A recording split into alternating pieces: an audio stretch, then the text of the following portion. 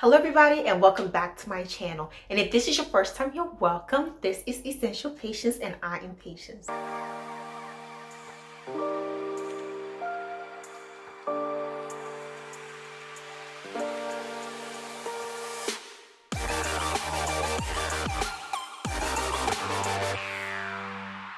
As we are still ringing in the new year, I am sure that a lot of people made New Year's resolutions pertaining to their budget and trying to move forward on paying off some debt, maybe build an emergency fund. So today I am here to give you 10 things you need to cut off your budget to get out of debt fast and to save money. And so without wasting any more time, be sure to like this video and to subscribe if you haven't already. Let's get straight into them. Starting with number one are subscriptions. If you haven't already watched my video on how to budget subscriptions, but subscriptions are one of those things that a lot of people don't budget. They just put it in their miscellaneous budgets. Also, so many people have different things that they're subscribed to that do essentially the same thing. There is no reason why you need to be subscribed to like 4 different fashion magazines, movie streaming services, like all at the same time, 4 different music places, like they all play the exact same music, and if all else fails, there are free ways to substitute this. I think if you're ready to really get out of debt and you have such a tight budget where you're trying to find a way to just make a space in there to really boost up your savings, a good way to do that is to cut out some of these subscriptions. You're not gonna die from most of them. I mean, I hope you're not. But if you want to cancel a lot of them, I would say just go in on it. Cancel them and see if you miss them. If you do miss them, maybe you can resubscribe to some of them. But if you don't, here's a good sign to tell you that you didn't need it in the first place. Be disciplined. Sacrifice in this time so that you can make progress on paying off your debt. Once you pay off your debt, you're not going to be like, oh, I really still just missed that one show that is still on that streaming services. You're not going to miss it. Those movies, those shows are still going to be there. It is about discipline. Number 2, I am ready to choose balance with this one. Make your own coffee and stop going to the coffee shop. I know, a lot of people find that going to a coffee shop, Starbucks, or just anything, maybe boba, they find that that's the little joy they have in their life in a day. Well, find something else, because those things cost a lot of money. If you go to, say, one of these coffee shops every single day and now you buy a frappuccino is running $6. Don't lie to yourself. It's not $3, it's $6. And nowadays I've seen frappuccinos and different lattes costing over $10. It is so ridiculous. And if you're laughing at this, remember that they're laughing with your money all the way to the bank. It is time to cut it out. Just do it at home. Do it at home. Because I wake up early and go to work early, what I tend to do is that I just make a green tea with lemon and honey, and I just take it to work because it is cold in the morning nowadays. I really need that. So some hot tea, and it just gets me through the day. Easy. During the spring and summertime, I normally do like a green smoothie, but in the winter it just makes more sense to have something hot to take to work and really keep me up. So there we have it. Start making your own teas, frappuccinos, whatever. Do it at home. Do it at home. And even maybe those frappuccinos you shouldn't be having them, but if you want to do it at home, or just cut it much lower, because remember, if you're spending $5-6 a day, let's say on the conservative side, it's just $5, just $5. Well, if you do it every single day, 5 days a week, you are looking at more of $25. If you do it for 4 weeks, which is a month, it's a little bit less than a month, you're looking at $100 just in the mornings that you're going there. And at the end of the year, $1,200. Imagine what that could be going towards. It could be going towards your debt or saving up for your emergency fund or whatever else you're saving up for. Number 3 is going to bars and restaurants. I'll be honest with you, I never understood why people would go to bars after work and just like drink all the money they just earned. And maybe it's my naivete. Let me know in the comment section if there's something there. I know that some people go to socialize, but honestly, I think knowing how to go out and enjoy yourself without spending money or even a lot of money is a real talent, because there's so many ways you can socialize. You can be around people, spend good quality time with people without spending a dime, and finding ways to spend quality and productive times with ourselves and with our loved ones without spending a ton of money at bars and restaurants. In that same token, number 4, we need to learn how to stop ordering food. Because here's the thing, if you go to a restaurant, you sit there, you pay all the costs, and you leave a tip, maybe anywhere from 10 to 20%, 25%, they did a phenomenal job. But when you order food online, you pay all that, and you have to pay service fees and all these other fees added in there. So you may be buying something that's like $15, but at the end, what am I kidding? $15 in this 2030. Let me stop playing. You're buying something, it's cost like $25 on this app. I'm gonna mention this amount to be conservative, but who is ordering $15 worth of food? But it's like $25. Then you pay the service fee. Then you tip the driver. You may tip somebody else. Like it's a long list. You ended up paying like almost $40 for that meal. That $40 would go even further in a grocery store. I know things are expensive. People were gonna be like, oh, the grocery store is expensive. But still, it is still cheaper to eat at home, to go to a grocery store, get your things, cook it at home. It's gonna be cheaper, not because of my opinion, but because of research. And I know that sometimes people be like, oh, I don't have time every single day to be cooking. You don't have to cook every single day. I cook 2 to 3 times a week, depending, but a lot of time on Sundays after church, around like 5 p.m., I start cooking, and I cook enough food between then and at least Thursday, because I work from Monday through Thursday. And then Thursday, I may cook something in the evening because that's fine. I don't go to work on Friday, or cook on Friday. So I definitely cook on Sundays and Fridays, but I may cook any other day. Maybe a Saturday I may bake or do something, but you don't have to cook every single day. Just cook enough for the week, enough that you're gonna eat or whoever's eating with you. Cook enough for lunch and dinner, and make sure that you take your food to work, and just plan it that way. So the rest of the days when you come home, all you have to do is just heat up the food. And people may have something against leftovers, but leftovers are good. They're good. If you cook them and you thought it was delicious the other day, it's gonna still be delicious 2 days later. So just make sure that you plan it that way, and you'll be surprised how much money you'll be able to save not buying lunch at work. We don't talk about this enough. Going to work and spending $20 on lunch. Well, after taxes, you're probably not even making that an hour. So why are you gonna spend that money on there? I've always made it a habit since I got my first job.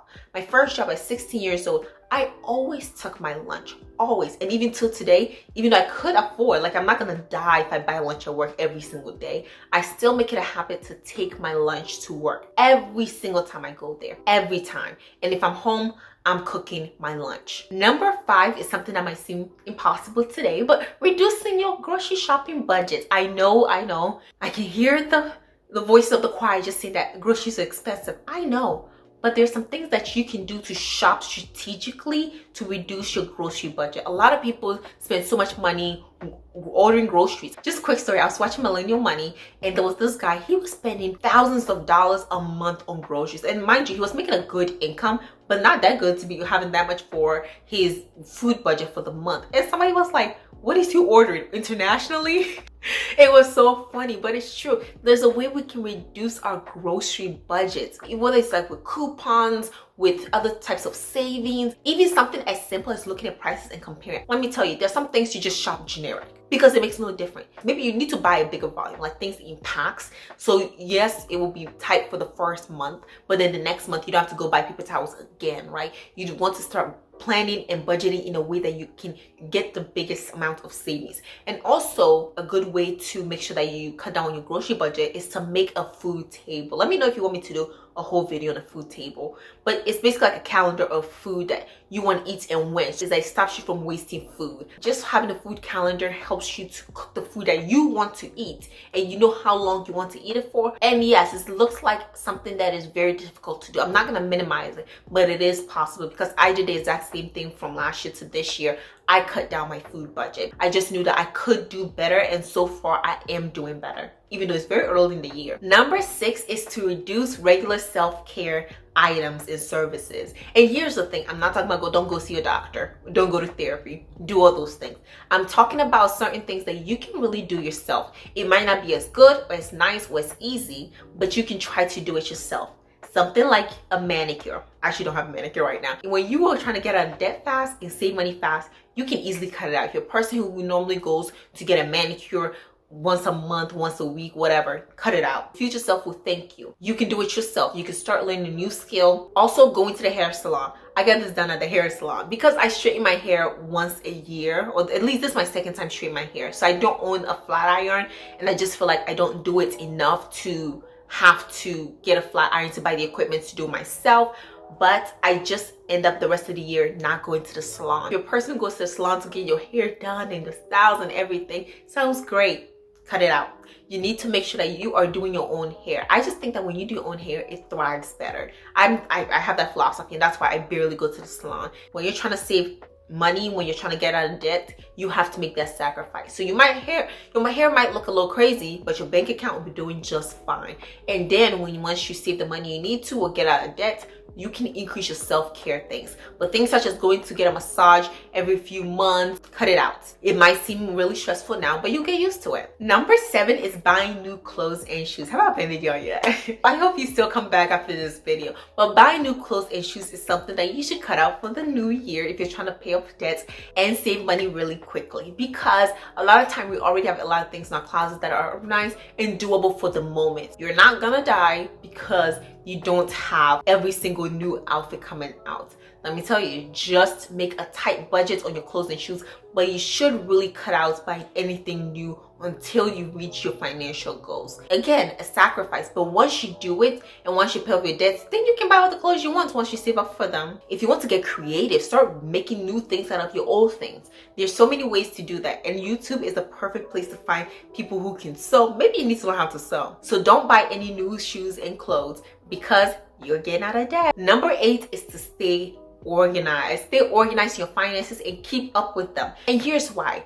If you are being organized and you avoid all late fees, overdraft fees, and all these fees because you are not being responsible, you'll be able to save money to put towards saving or paying off debt. For example, if I forget to pay my rent, I will be charged a late fee of 10% of my rent. 10% of my rent. Why would I want to give up that much money? I don't have that much money just lying around doing nothing. So that's exactly what you need to do with all aspects, whether it's your utilities, your rent, your bank account, making sure you're not overdrafting anything, is to just be responsible. You are avoiding all these fees by just knowing what's going on. Number 9 is car washes. Now this is very small, especially people who don't have a car, so you don't have to worry about this. But if you do, I would suggest that you start washing your own car, at least for the most part. I know that the summer is going to come out, even the winter time. Like if you live in a place where there's a lot of salt, you want to go wash the salt off. Now you can do it yourself. And I know it's cold outside. Some people don't want to go outside. It's like, oh my God, like you don't understand how cold it is here. Go wash your car. It's something that it's a sacrifice, but again, it yields a bountiful reward because you'll be saving that few dollars here and there, and it will be going towards your savings. And that is something to be happy about, even if you're cold. Number 10, we are finally on the last one. And what is it? It is just going on impulse shopping or impulsively doing things. I know we all have those days. Almost want something to fill a hole, whether you're angry or you could be happy and feel like you need to reward yourself for doing so much good things or accomplishing certain goals. And of course, I always say reward yourself. But sometimes impulsively doing it will not yield a good reward because you're going to regret it later on. Because it happened to my best friend and I. But then we realized that we did not set out that day to spend $200 on purses. So even though we loved it, we had to drag ourselves out of the store. We set out today to have a good time together and to just spend quality time as two friends. I was surprised I didn't walk out of the store with that bag because it was everything I wanted. It was everything I wanted. It was pink. It was it was a handbag. It was perfect for work. It was perfect for church. It was perfect. But I don't have it because I knew that I had different goals. Let me know in this comment section, are you going to take any of these advice to help yourself? And in this new year, what are your goals? Are you paying off debt or are you saving? Or doing both? So let me know in the comment section. And remember to like this video and subscribe if you haven't already because it helps out my channel very much. Thank you for watching and ring the notification bell because I post 2 videos a week on Tuesdays and Friday. Come over and see what we're discussing because it's gonna be good. Thank you and see you in the next one. Bye.